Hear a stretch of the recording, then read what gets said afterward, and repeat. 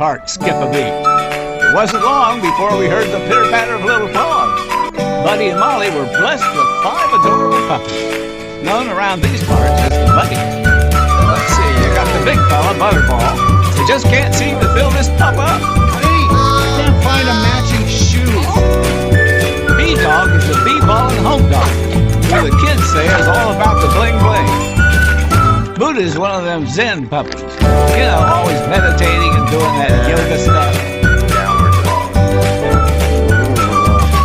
Mudbud? Well, his name says it all. He'd take mud over a milk boat any day.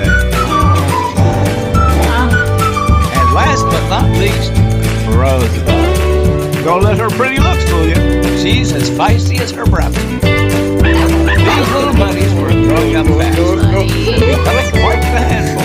Enough to tire a young, let alone an old geezer like myself.